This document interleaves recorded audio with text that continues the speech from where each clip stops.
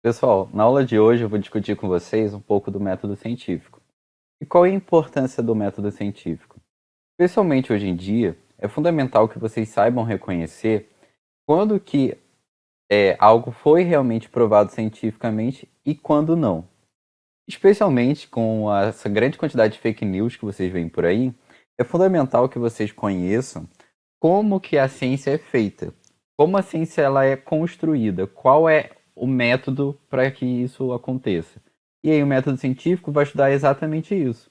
É uma parte que não vale só para a biologia, mas vale para as outras ciências também. Mas eu vou falar um pouco nesse vídeo mais voltado assim para as ciências duras, né? Então para essas ciências mais experimentais. Existe método científico também para as ciências humanas, que é um pouco diferente. Então eu não vou abordar esse. Eu vou focar especialmente no método científico para as ciências que têm o experimento mais assim de laboratório, digamos. Isso vai ajudar vocês a entenderem basicamente como as diferentes descobertas científicas são feitas. E aí, se você conhecer qualquer pessoa que pode se interessar por esse assunto, ou você simplesmente quiser divulgar, ajuda compartilhando esse vídeo, porque eu vou explicar da forma mais simples de todas como a ciência é construída, o que acontece, como é que os cientistas tiram as suas conclusões. Ok? Então vamos lá. Então, o método científico ele é constituído de algumas etapas. Essas etapas são importantes para que você tenha um método científico bem consolidado, para que a sua atividade científica seja considerada válida. E como é que começa? De onde que o método científico parte? Ele parte de uma simples observação. O que eu quero dizer com isso? Se você quer estudar um fenômeno, seja ele qual for, a primeira coisa que você tem que fazer é detectar esse fenômeno. É você observar que algo está acontecendo. E principalmente se esse algo for recorrente. E quando você vê que algo acontece da mesma forma várias vezes, isso aumenta as chances de que tenha uma explicação científica para esse fenômeno. Então, todo método científico ele vai partir de uma observação. Vai começar a partir do momento que se percebe que algo acontece e que esse algo é contínuo, ele acontece várias vezes. Quando você detecta um fenômeno, aí o que vem na sua cabeça? Qual é a próxima etapa? É a formulação de explicações, ou também chamadas hipóteses.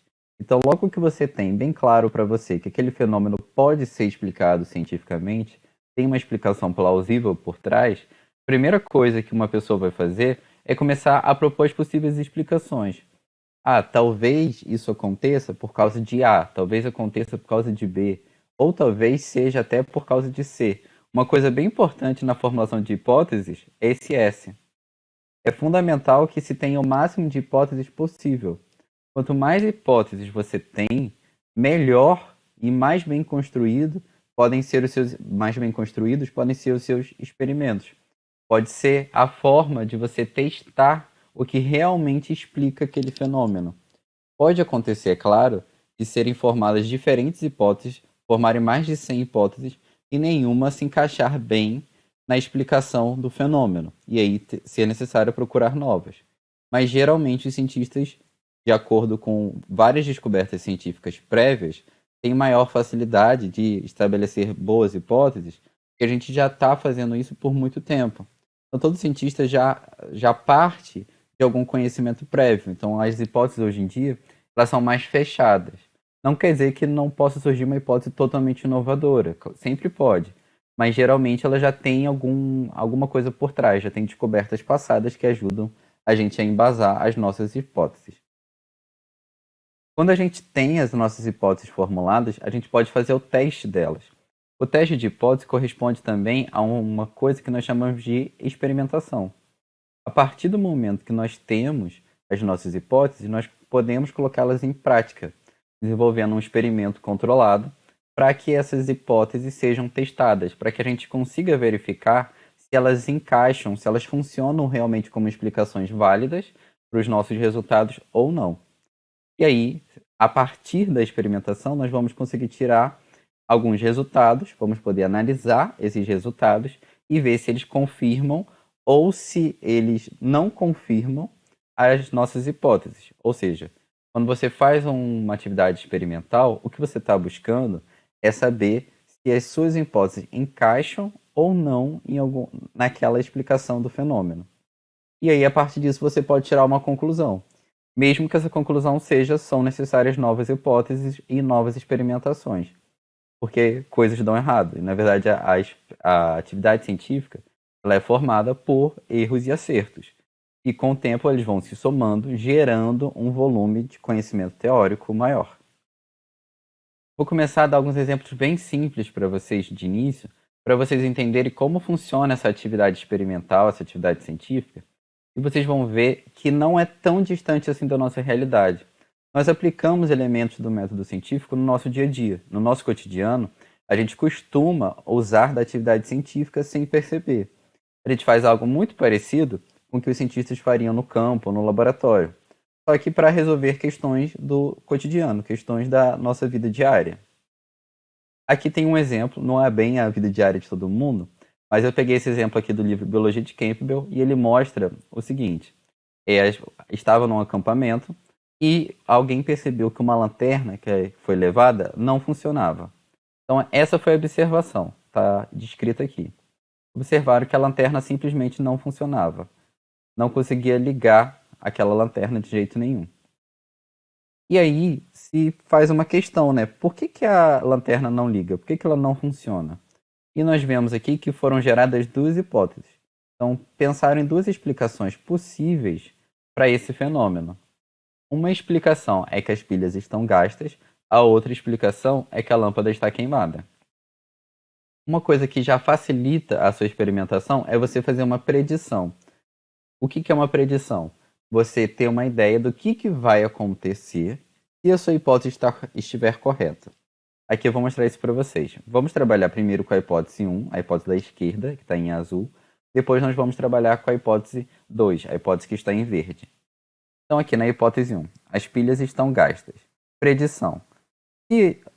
Se o problema for realmente que as pilhas estão gastas, basta você trocar as pilhas que isso vai solucionar o problema. Fizeram um teste. Qual foi esse teste? Trocar as pilhas. Essa foi a experimentação. Qual foi o resultado? A lanterna não funcionou. A partir do momento que a lanterna não funcionou, mesmo com a troca de pilhas, o teste que você fez, ele refuta a sua hipótese. Não pode ser um problema de pilhas, porque você já testou isso e viu que não funcionou. Pode acontecer de você ter, por exemplo, trocado por pilhas que também não estavam boas? Pode. Isso é menos provável, mas é possível. Por isso que as experimentações científicas elas são feitas repetidas vezes e com número grande de amostragens, e número grande de indivíduos, número grande de blocos experimentais. Você tem que ficar fazendo e refazendo para confirmar ou para refutar alguma coisa. Okay? Vamos para a hipótese 2, aqui é a hipótese em verde. A lâmpada da lanterna estava queimada. Qual foi a predição? Se trocar a lâmpada, isso vai resolver o problema. Fizeram um teste, trocaram a lâmpada e o resultado, a lanterna funciona. A partir do momento que a lanterna funciona com a troca de lâmpadas, você já sustenta aquela hipótese. Você sustenta a hipótese de que o problema estava na lâmpada.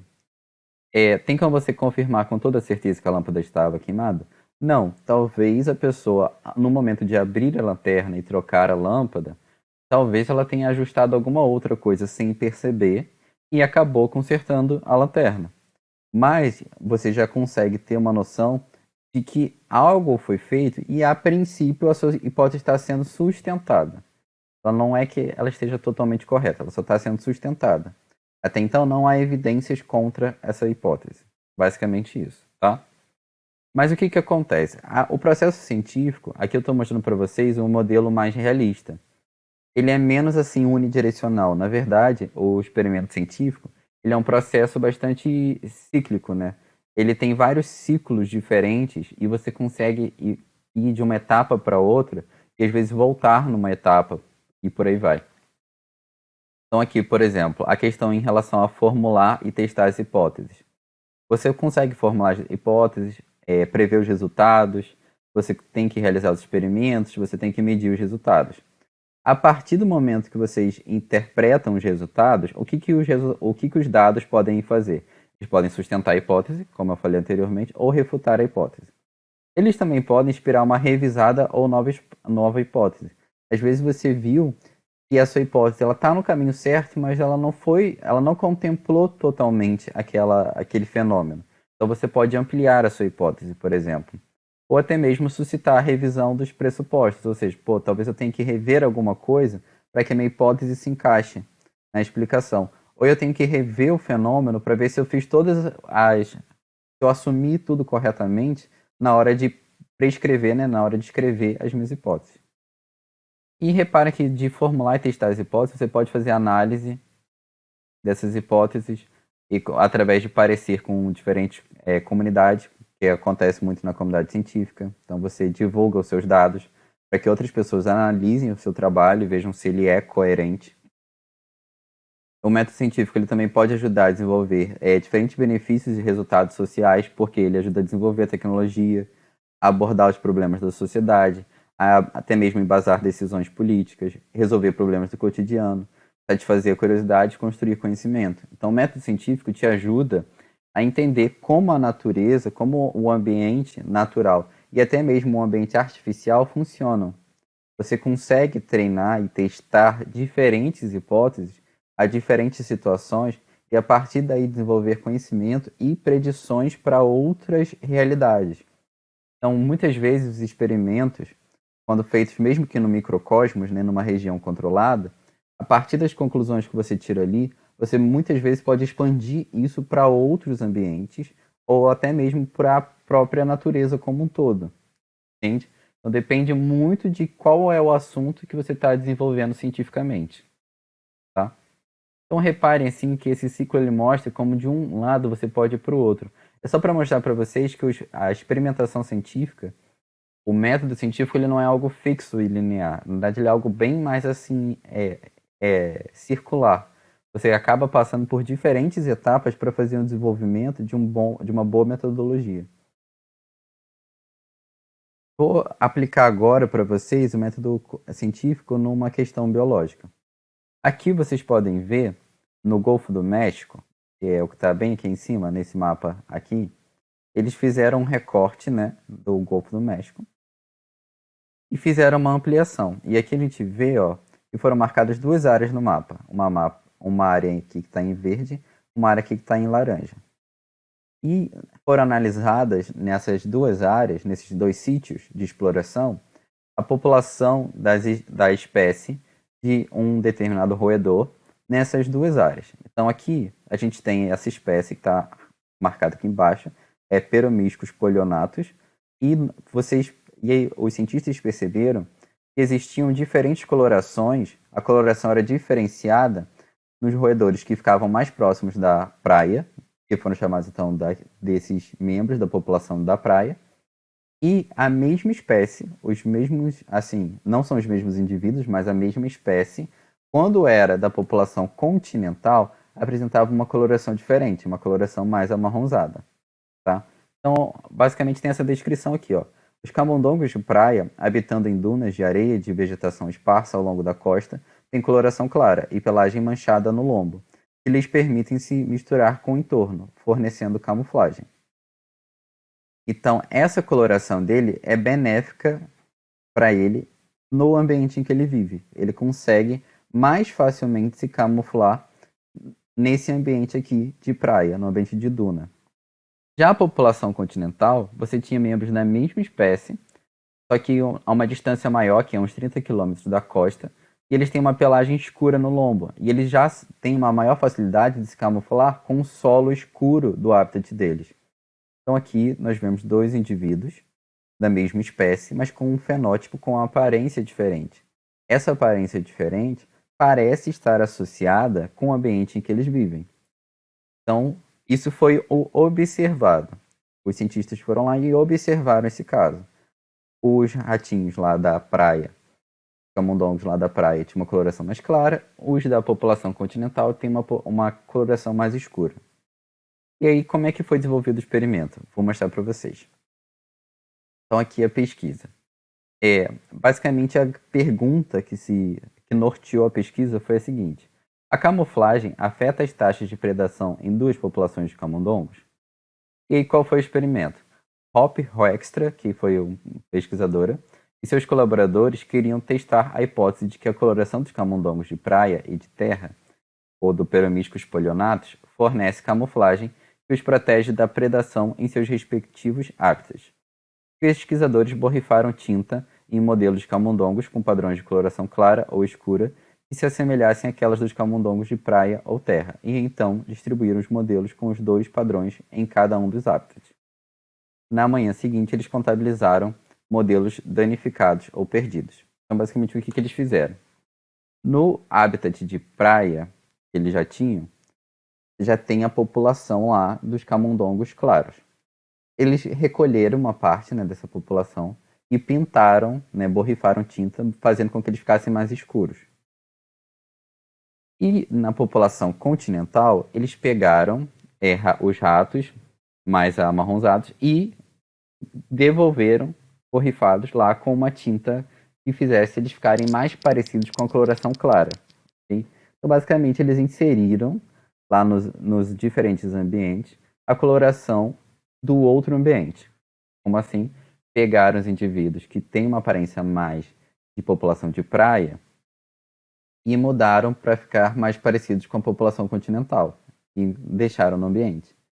Já na população continental, eles colocaram indivíduos que têm uma aparência mais similar à da coloração de praia. Sim? E quais foram os resultados? Para cada habitat, os pesquisadores calcularam a porcentagem de modelos atacados que tinham ou não camuflagem, ou seja, analisaram todo mundo. Tanto quem foi atacado e que tinha uma boa camuflagem, quanto quem foi atacado e não tinha uma boa camuflagem. Nos dois habitats, os modelos cujo padrão não se assemelhava ao entorno sofreram predação muito mais pronunciada do que os modelos com camuflagem. Ou seja, os indivíduos que eram diferentes dos outros indivíduos naturais daquele ambiente, os indivíduos mais frequentes, foram mais atacados, tiveram uma predação mais pronunciada. Aqui tem o gráfico disso. Repara só, aqui no habitat de praia, eles estão mostrando para vocês os roedores controle, que são os originais já daquela população, e aqui os não camuflados, que foram inseridos lá por situação experimental. Reparem que os modelos claros, o percentual de indivíduos atacados é de em torno de 25%. Sempre tem algum indivíduo que é atacado na sua população. Já dos modelos escuros foram atacados em 75% dos casos. Ou seja, basicamente tem 3 vezes mais ataques, né? mais eventos predatórios nos modelos escuros do que nos modelos claros. E a mesma coisa aconteceu, só que no sistema inverso, no outro ambiente. Os modelos que ficam camuflados, né, os ratos mais escuros no ambiente continental, foram atacados em torno de 25%. Já os modelos claros foram atacados em torno de 75%. Então, isso mostra que realmente tem uma ligação muito forte entre a aparência, o fenótipo original desses indivíduos e o local que eles habitam. Então, existe sim uma conexão e isso parece trazer uma vantagem importante em relação a evitar um evento de predação. Quais foram as conclusões do grupo? Então, os resultados são consistentes com a previsão dos pesquisadores. Modelos de camundongo com coloração de camuflagem sofreriam predação com menor frequência do que modelos de camundongos não camuflados. Portanto, o experimento sustenta a hipótese da camuflagem. Então, sustenta que realmente a camuflagem existe e que ela existir nesses ambientes favorece com a sobrevivência desses indivíduos. Okay? E eu quero fazer uma pergunta para vocês, que é o que é uma teoria? E por que eu faço essa pergunta?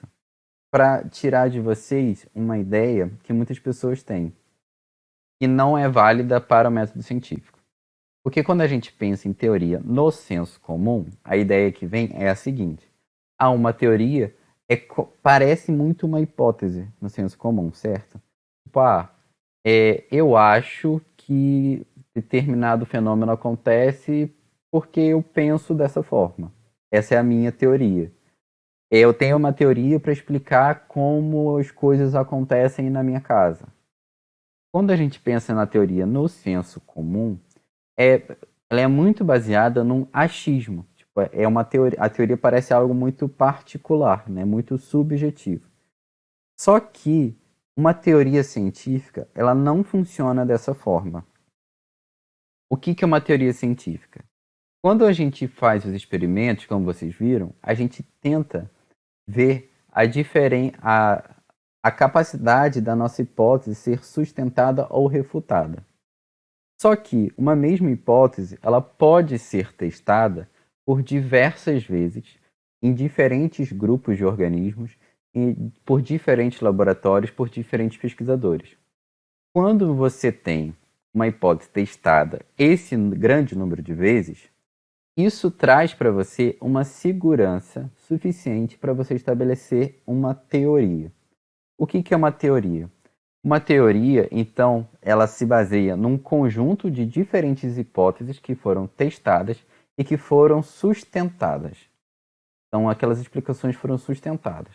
Quando você tem várias explicações para um mesmo fenômeno maior, você pode formular uma teoria. E aí a teoria ela te dá o poder de fazer outras previsões muito mais fortes, porque elas estão baseadas em diferentes hipóteses já comprovadas, vamos colocar assim, cientificamente. Eu vou dar um exemplo de teoria para vocês. Uma das teorias biológicas mais importantes que existem é a teoria da evolução. A gente sabe que os organismos se modificam e os organismos eles não estão estáticos. O que eu quero dizer com isso? O nosso planeta tem uma duração, né, tem um tempo de vida razoavelmente longo.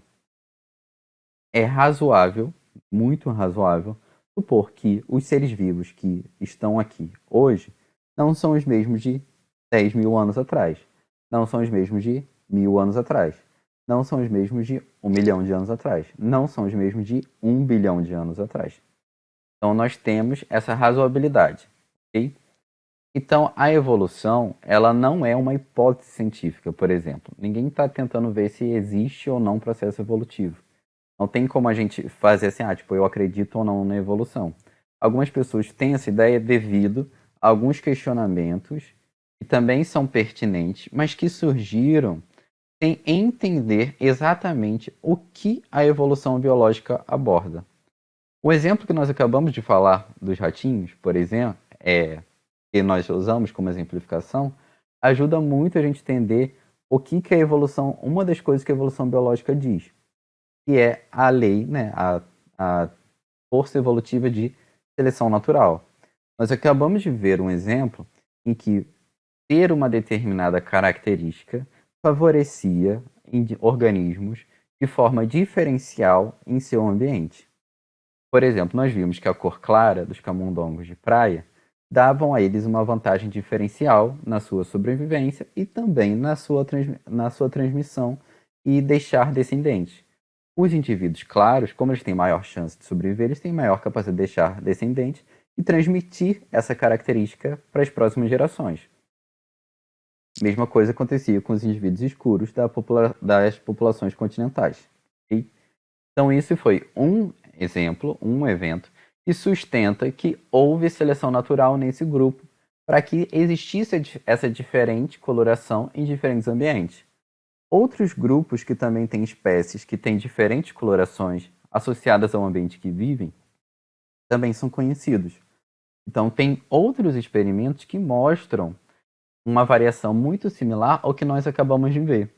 Como tem vários outros experimentos que confirmam um mesmo conhecimento amplo, aí nós estabelecemos uma teoria científica, que é a teoria científica de seleção natural, que na verdade é uma teoria científica ainda muito mais ampla do que apenas de camuflagem. Ela tem relação com vários outros fenômenos.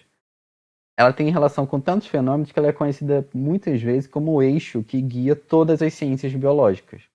Todas as ciências biológicas, seja botânica, seja zoologia, seja ecologia, seja genética, elas convergem e conversam através de um eixo guia que é a evolução biológica. Tá? Então, só para vocês entenderem qual é a diferença entre uma teoria e uma teoria científica. Tá? Então, quando vocês ouvirem falar de teoria científica, entendam que não é o senso comum de teoria. Na verdade, é um termo que a gente usa que tem um significado muito maior quando é aplicado no meio científico, tá? Bom, e aí como é que as pessoas divulgam essas informações? Como é que esses experimentos são feitos? Porque assim, não é ninguém que conta pra gente como esses experimentos são feitos. Pode ser também, mas todo mundo tem como averiguar como os cientistas fizeram a sua metodologia, até para ver se se está de acordo ou não, se você concorda, se você aceita com as conclusões tiradas a partir daquela experimentação. E por causa disso, existe uma coisa chamada artigo científico. Diferentes cientistas ao redor do mundo, eles publicam as suas descobertas em revistas científicas, na forma de artigos. E aí os artigos eles têm uma rota de construção e também uma rota de exposição. Então, o artigo científico ele é construído de uma certa forma e ele é exposto na revista de outra forma. Eu vou falar com vocês hoje mais em relação a como os artigos são expostos, como é que eles são passados para a gente. Então, o artigo científico, em geral, existem diferentes modelos, mas ele é escrito da seguinte forma. Ele começa com um resumo, que vai basicamente resumir todas as próximas etapas da escrita dele, que eu vou mostrar para vocês, em um parágrafo único, para que você consiga tirar informações disso mais rapidamente. Então, o resumo ele é realmente um resumo. É uma forma de você colocar tudo que você viu naquele artigo em poucas palavras. O artigo ele começa com uma introdução. E o que é uma introdução? Os cientistas eles vão meio que te conduzir para o objetivo que eles têm. Então, por exemplo, se o cientista teve o objetivo de fazer um teste específico, ele vai dizer como ele chegou até a ideia de fazer esse teste específico. Então, ele vai fazer uma revisão, basicamente, do que já se sabe sobre aquele assunto e vai descrever isso e colocar para você essas informações. Tipo, já se sabe X, já se sabe Y, já se sabe Z, e ele vai colocando você no meio daquela situação.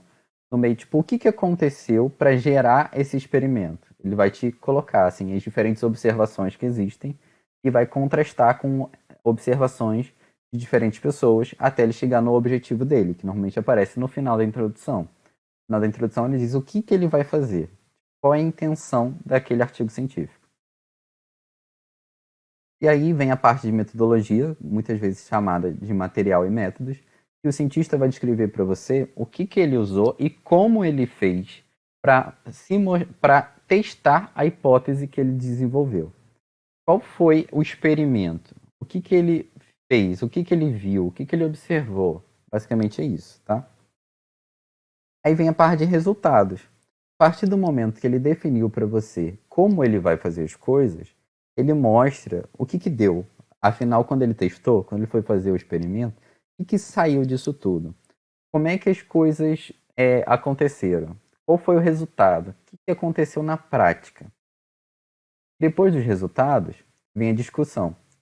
E a partir desses resultados e com o que já se sabe de ciência, o que pode ser dito? Então ele vai discutir os resultados que ele encontrou com os resultados que outros grupos encontraram. Se alguém refutava uma hipótese que ele levantou, se alguém já tinha sustentado essa hipótese, ele só expandiu o conhecimento na área. Basicamente é juntar o que foi falado, o que já existe, e o que ele fez. E como o que ele fez se encaixa na literatura científica. Em alguns artigos, vai aparecer resultados e discussão como uma coisa só. Tá? Já apresenta os resultados discutindo. Mas em muitos outros vai vir primeiro os resultados, assim, bem cruz mesmo, tipo, achei isso. Depois a discussão. Achei isso, e isso significa isso. Basicamente isso. Eu falei isso 300 vezes. E no final temos a conclusão, que pode não vir. Mas eles podem resumir, às vezes no final da discussão mesmo, ou ter um fragmento específico para dar uma conclusão. E dizer, então, é isso. Basicamente, nós chamamos isso. E pode vir, muitas vezes, na conclusão, às vezes, uma perspectiva futura. A partir do nosso experimento e do que já se sabe, a gente sugere que tal fenômeno seja mais estudado. Ou então que seja refeito um experimento com tais condições. Ou que é necessário um número maior de experimentações para a gente comprovar essa hipótese. Então varia bastante, tá? As conclusões, elas vão realmente concluir aquele trabalho e muitas vezes elas vão indicar alguma perspectiva de para onde esse trabalho pode ir. Eu vou já terminar essa aula, mas antes de eu terminar essa aula, eu quero dar um exemplo prático. Eu vou continuar esse assunto num próximo vídeo. E eu quero que vocês conheçam um exemplo bastante interessante. Então eu recebi essa notícia, que eu achei bastante legal. Essa notícia de hoje. que diz o seguinte: menina de 6 anos é a mais jovem do mundo a publicar um artigo científico. Então, uma menina de 6 anos, essa garotinha aqui, ó, essa menina australiana, ela foi a pessoa, né, mais jovem do mundo a publicar um artigo científico numa revista científica de fato. A notícia está disponível nesse link aqui, que eu estou deixando no slide, mas que eu também vou deixar na descrição desse vídeo para que vocês possam ler. E o artigo realmente existe, eu fui pesquisar, claro. Na próxima aula eu mostro o que é isso. Mas eu achei o artigo científico, que tem essa referência aqui, vou colocar na setinha, mas que tem esse título. Então ela basicamente comparou as aves noturnas de dois sítios, o ambiente urbano e periurbano, né, em Brisbane, na Austrália, e fez o artigo científico dela. Aqui, como eu falei para vocês, tem um resumo. Se você quiser pausar, usar um Google Tradutor, você pode, para ler. Mas eu vou deixar o link principal desse artigo também na descrição, para vocês darem uma olhada. E basicamente, quando eu der o próximo vídeo sobre esse assunto, sobre a atividade científica, eu vou discutir para vocês o artigo dela. Então, aqui nesse slide tem as próximas etapas. Eu não vou dar spoiler, mas os slides continuam. E se vocês puderem, para a discussão ficar ainda mais enriquecedora, leiam essa notícia e, se possível, o resumo, pelo menos, do artigo científico. Eu vou deixar os dois na descrição. Tanto a notícia quanto o artigo científico são muito pequenos. A notícia é uma página, o artigo científico, se você tirar as referências, é 4 ou 5. E tem bastante figura e tem páginas que são de tabela. Tem uma página inteira de tabela, por exemplo. Mas eu vou mostrar para vocês os dados e o que ela e os seus colaboradores descobriram, quais foram as suas descobertas a partir da experimentação científica. Então, no meu próximo vídeo sobre esse assunto, eu vou continuar a partir desse ponto aqui. Então, se você puder ler essas notícias, isso vai ajudar muito. E eu vou fazer uma série de vídeos em relação à divulgação científica. Porque eu sei que, infelizmente, nós temos até bastantes iniciativas de divulgação científica no nosso país, mas elas ainda são poucas e muitas das notícias importantíssimas do mundo todo ainda são publicadas apenas em inglês. Então eu vou trazer um pouco disso para vocês, para a gente discutir isso no bom e velho português, ok? E aí a nossa ideia vai ser trabalhar um pouco esses conceitos, para vocês entenderem e até ser mais fácil analisar e ver como se procuram boas fontes para pesquisa científica, como desmentir experimentos científicos, fajutos, como que você percebe se algo realmente é sustentado ou não. E vamos abordar muito o tema de fake news também, beleza? Então, eu espero que você tenha gostado desse vídeo, que tenha sido útil, que você tenha aprendido. E se alguma dessas coisas que eu falei é o caso, se você achou útil, se você aprendeu, se você gostou, me ajuda curtindo e compartilhando esse vídeo, porque isso faz uma diferença enorme para mim. E eu espero que a gente consiga ensinar muitas outras pessoas sobre esses conteúdos, porque eles são fundamentais para a gente entender e se pôr na sociedade. Ok? Então, a gente se vê na próxima. Eu espero contar com vocês. E muito obrigado por ter assistido até aqui.